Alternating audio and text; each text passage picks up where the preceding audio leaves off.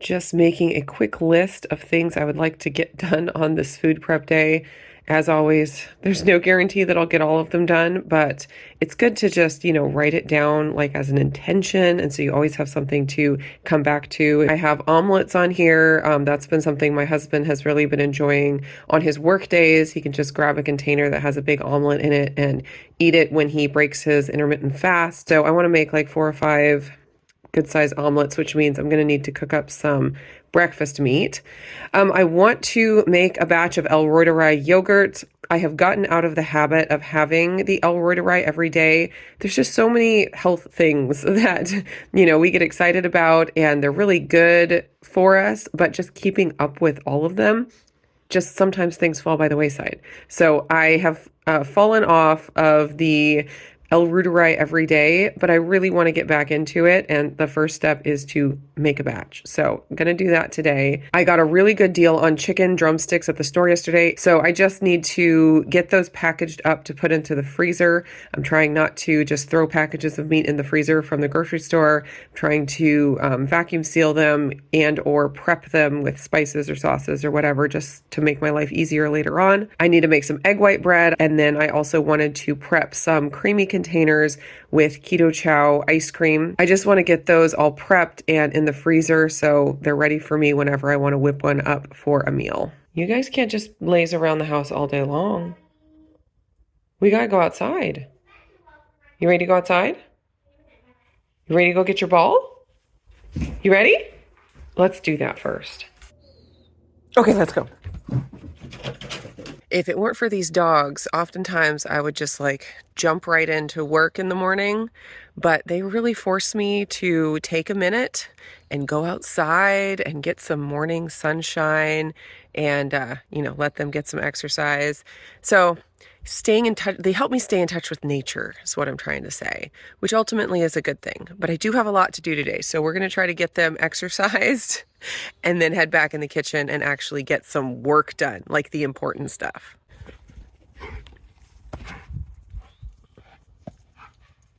Where's your ball, Bubba? Bring it. Bring it.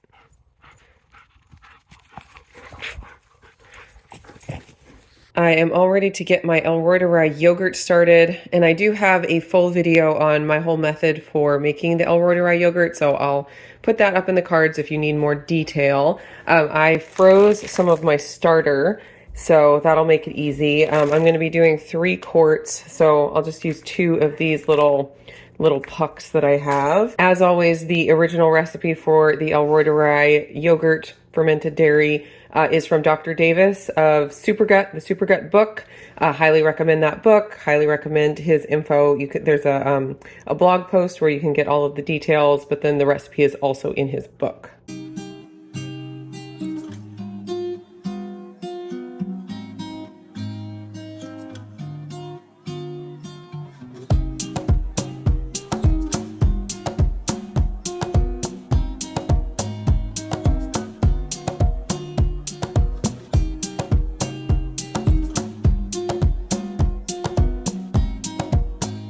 One extra step that I do is sanitize my jars.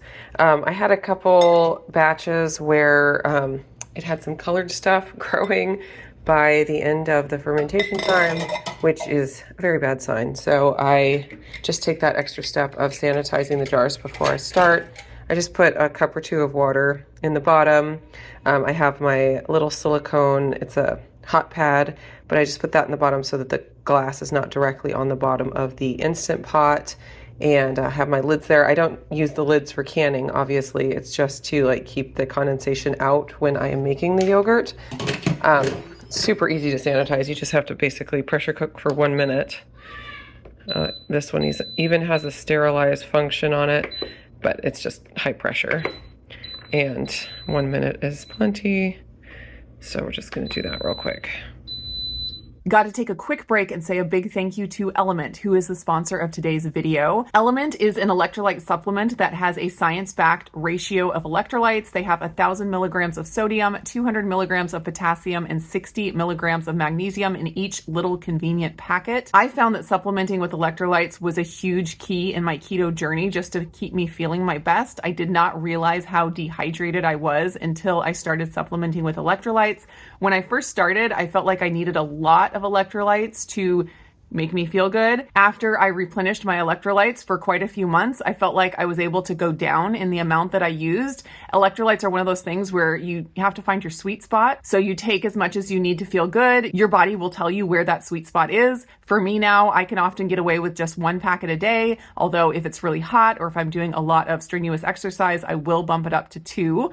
Right now, Element is offering a deal to my viewers. You can get a sample pack for free with any order off of their website. The sample pack has all 8 of their regular flavors. So great way to try them all out or to pass it on to a friend if you want to share, the gift of hydration with them. To get this deal, all you have to do is use my link. It's drinkelement.com/indigo. That's drinklmnt.com/indigo. Place your order and you'll get your free sample pack. I really do appreciate Element's support of my channel. They do really make it possible for me to bring you the content that I do for free. And when you guys support the companies that support me, it really does mean a lot. My half and half is still coming up to temperature. I get it up to about 100 degrees, and that just cuts down on some of the time that it has to be in the Instant Pot coming up to temperature, because when you have the Instant Pot at such a low temperature for fermentation, it takes forever to bring it up to the fermentation temperature. So just doing it on the stove here cuts down on some of that time. If I were really on top of it, I would have pulled my frozen starter out ahead of time and let it just sit on the counter until it defrosted, but I just wanted to get this going. So I figured once I put my warm half and half in here to mix it up, it will defrost pretty fast, and my inulin is still giving me trouble dissolving in here, but again, as soon as I get that warm half and half in here, it should dissolve no problem. No, you've already had enough granola. I only had 1 serving. Yeah, that's enough.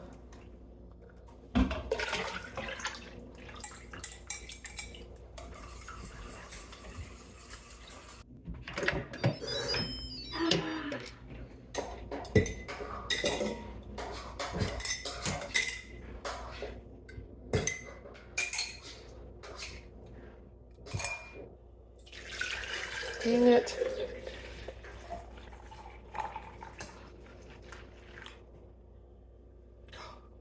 Okay, made a giant mess on that first one. I don't know why I always think that I can pour beautifully fine without this funnel. I need to remember that that's just not true. Just not true. So I'm doing 3 quarts, but you want to have a little bit of headroom, which is why I have the 3-quart jars plus a smaller jar. I don't know if I've spilled enough that it'll fit into 3 quarts or not, but we shall see.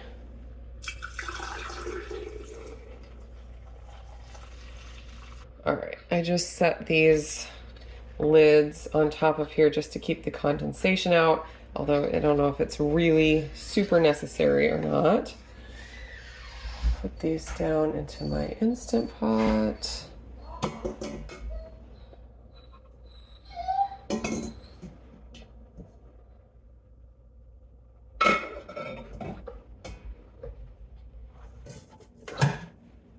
So I did this exactly at the wrong time of day. If you start in the middle of the day, since it's a 36-hour fermentation period, it's done in the middle of the night, and it is like 12:30 right now. So it will be done at 12:30 in a couple of days. But I have had it go longer a few times, just when the timing works out that way. And so I'm just going to set it on, let's see, 42 hours. And it'll be fine. I usually do my Instant Pot at 104, and that keeps the stuff in the jar at around 100, which is what you want. And then we'll go up to 42. to, there we go. Next order of business is the omelets. We're still getting a huge variety in size of eggs right now because our younger chickens are just starting to lay, and so sometimes they're just super teeny and adorable, and so that's like the difference between a regular egg and one of the newer ones. Those are some of the joys of farm life. Then I just have these Jimmy Dean sausages in the fridge that needed to be used up. So I'm gonna chop these up and I'm gonna fry them up so they're a little bit crispy. And then I have a variety of cheeses here, like ends of different bags that need to be used up as well. This is kind of great for like cleaning out the fridge if you have like extra ham or extra bacon, which that usually isn't a thing, sausage that just hasn't gotten eaten up. Even some veggies, if you have people in your family that like veggies in omelets, you can really clean out a lot of stuff in the fridge.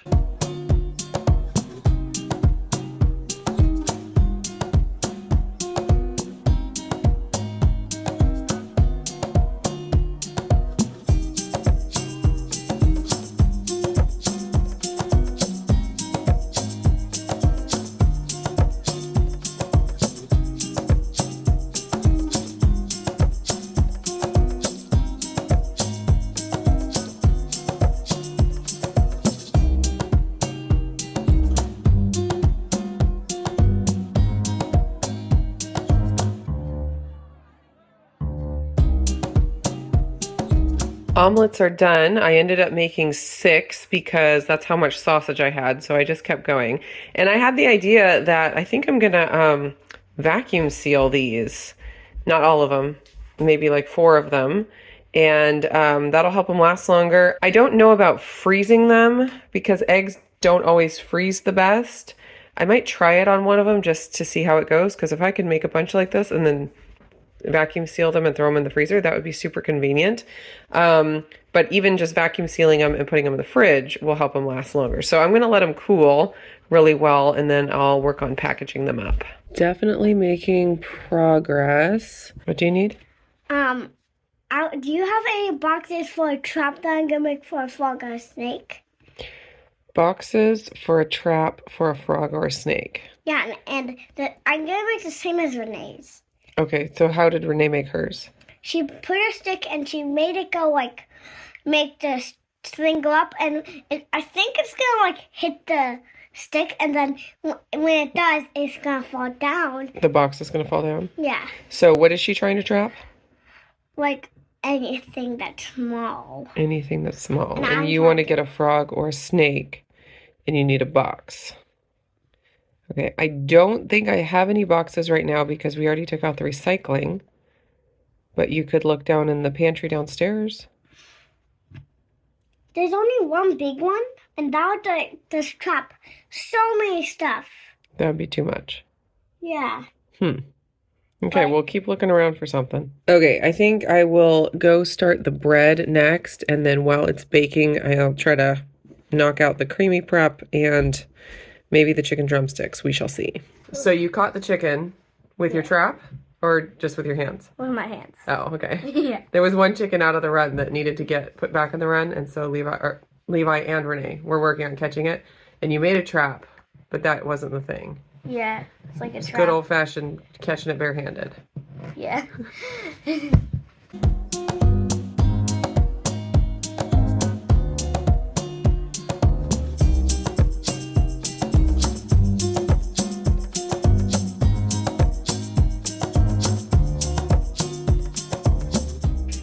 Omelets are done. Super satisfying to vacuum seal them like this, I gotta say. So this was sent to me for free to try, and it looked kind of interesting. I've never had anything like this. So I was like, okay, I'll check it out. And I thought it might be really useful for food prep. So I'm just gonna pull it out here and show you what it looks like. And I'm gonna try it real quick. It is an electric mason jar vacuum sealer. Let me know if you've used anything like this. I would love to hear your thoughts. Apparently it works on both wide mouth and regular mouth mason jars. Oh, it comes with some lids. They look just like regular lids. I don't think you have to buy special lids, but they just, looks like they just give you some. Okay, so this is the instruction manual. I'm gonna have to read this. Please turn the radio with seal converter clockwise so that the red arrow is aligned with the unlock symbol. Oh, okay, so there's the unlock symbol. Ah, look at that. That is so cool. So if you're going to do wide mouth, you would just take this piece off. If you're going to do regular mouth, you put that on. That is so handy. All right, so I think I can take this off. There's the little charging port, or is it a charging port or just a plug? No, it says charging display, so it must actually charge. That's cool. All right, I'm gonna read this real quick and then we'll give this thing a try. Oh, I should probably figure out how to charge it and then get it charged. Got this all charged up, and Talia actually just went out and picked a whole bunch of blackberries. Oh my gosh, they look amazing. Blackberry season is officially in full swing right now. So I was thinking, I'm gonna fill this up and vacuum seal blackberries in here. And I'm thinking they've got to last longer. Like, stick it in the fridge.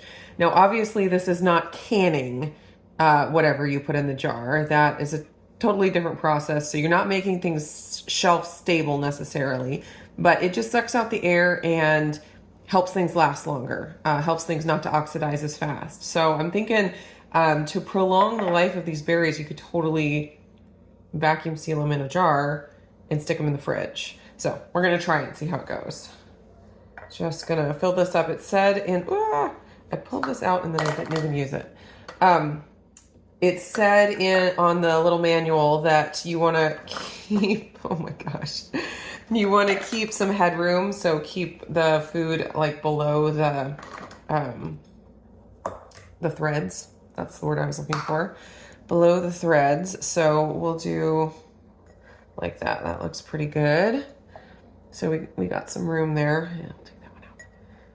Okay, and then I have it, this is a wide mouth, so I'm gonna take off the attachment, and I need to get a lid, and then you're supposed to wipe off the top of the jar just to make sure there's not any dirt or anything. Okay, so I think you just put this on, and then it doesn't screw onto the top, it just presses on. Like that, and then we hit the power button.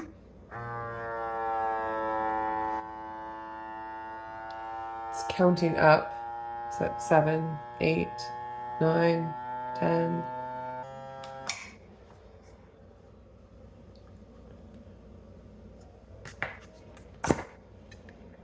Oh, okay. So I thought it would just like stop on its own, like when it was done, kind of like the regular vacuum sealer, but it doesn't look like it. It looks like you have to just press the stop button. So I'm not really sure how long. I mean, I assume you just go until it's, the button is pressed down. But I mean, it's totally sealed. So I would have to get a bottle or a can opener thing to get this undone. So I think I did it.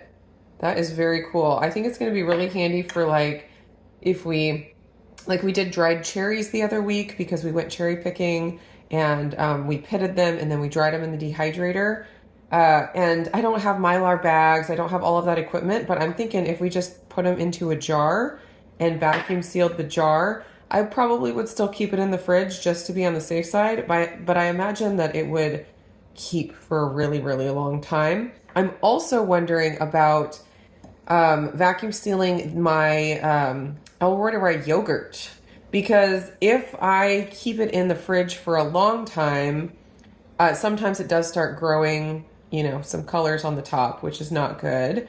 And so I'm wondering if I make a big batch and I'm going to be storing several jars for a while, just vacuum seal them, because it's not heating it like you would with canning. It's just sucking the air out of it. So I imagine that would be a great way to make them last a little bit longer. So anyways, I'm sure you'll be seeing me use this more in my food prep. I'm excited to, see the possibilities. Let me know if you have tried something like this, I would love to hear like what you've used it for and like how you found it useful in your kitchen. And I also will of course put the link to this product down in the description below. I believe it also comes in white. If you know white is the color of your kitchen, you can get something that matches. I'm ready to get going on my bread. I'm going to be doing my next level butter bread, not the yeasted version, just for the sake of time, but it is the one with the frozen shredded butter. I also, since I have all the ingredients out, I'm going to go ahead and measure out the amount for 2 more loaves, at least of the non-fat powders. Obviously, you can't mix in anything with fat like the yolk powder, or else it won't whip up. But all of the non-fat stuff, I'll just go ahead and measure it out into here. So when I'm ready to make another loaf, all I have to do is dump this and water into my KitchenAid, mix it up, and then add the last couple ingredients.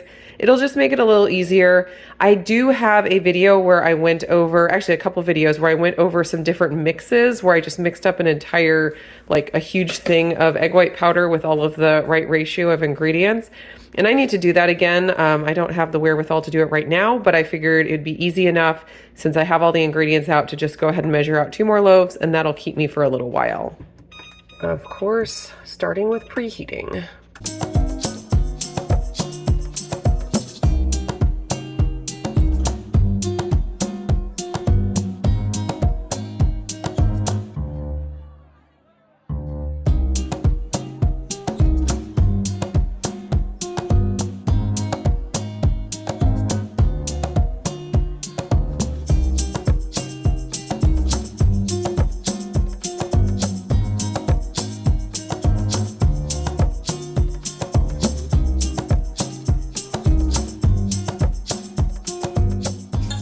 So I only had 60 grams of the frozen shredded butter left in my container, and I didn't want to shred anymore at the moment. So I just added butter powder also. So this is the first one that I've done where I had frozen shredded butter and butter powder. I'm thinking it's probably going to be the best loaf yet, but we shall see.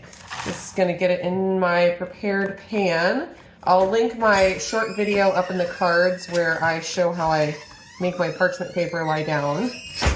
It's a very squeaky door. I'm just gonna get this nice and shaped.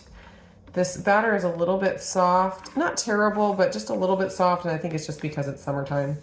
And egg whites have a mind of their own, and they're very influenced by weather and humidity and all that. So sometimes it's like I'll make the exact recipe I always make and make no changes whatsoever, and I get a different result, and it's simply because of the environment, which is very frustrating as a recipe creator, but what are you gonna do?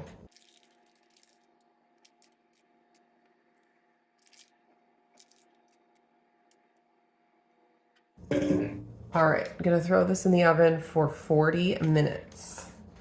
Bread is in the oven, so I am going to whip up these creamies real quick and get them in the freezer. I'm going to do a Butterfinger. I'm just mixing the chocolate toffee with some of the peanut butter powder, PB2, and that makes a Butterfinger flavor. You can also make the Butterfinger flavor by mixing the chocolate peanut butter keto chow with the chocolate toffee keto chow, but I find that you can also get the flavor if you just mix the chocolate toffee with like a scoop of the PB2 as well, which makes it simple. And I've had this forever and I just didn't have a good way to use it.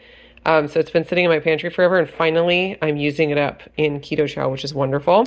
I'm going to do 1 birthday cake, and I'm going to do 1 raspberry cheesecake, and I'm just going to do my regular 2 ounces of butter in each creamy. Going to mix it up in my Vitamix, and that's it.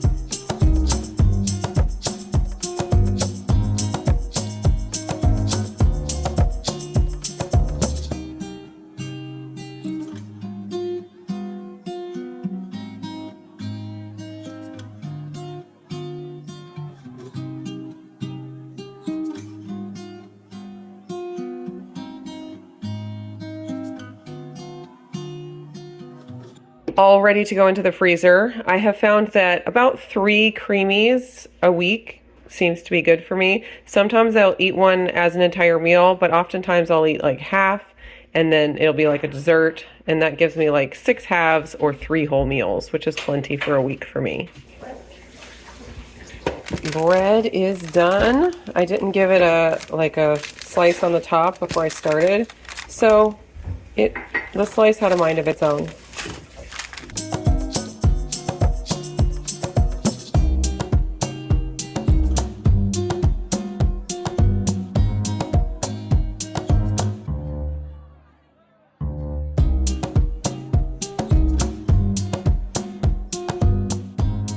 So I got these drumsticks on a really good deal at the store. They were 89 cents a pound, so like $5.81 on sale, but then there was a coupon on top of that, so they were like $3 or $4 per package, and you could get 5, so I got 5. I already used 2.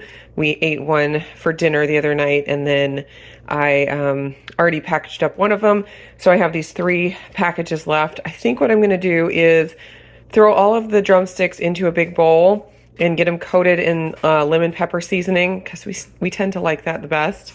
That's the lemon pepper from Redmond, of course. And then I'm just going to get them vacuum sealed and thrown in the freezer, so they'll be really easy to pull out for easy weeknight dinners.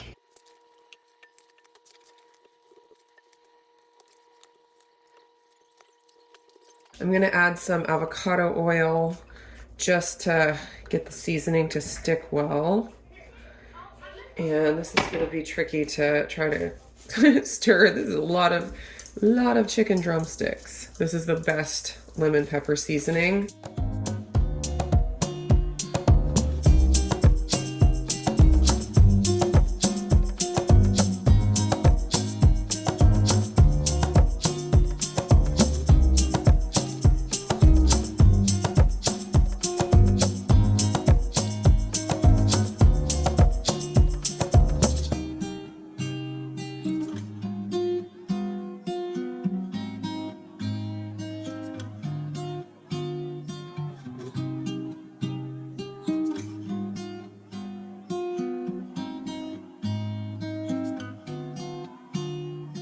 Drumsticks are done. That'll make like 4 dinners for us, plus a snack for somebody. So I'm gonna go throw these in the freezer. All right, chicken drumsticks just got done, and so I have finished everything on my list. Feels so good. That's like the best thing about making lists, is like at the end of the day, you can check them all off and be like, I did it. I'm done. I did it.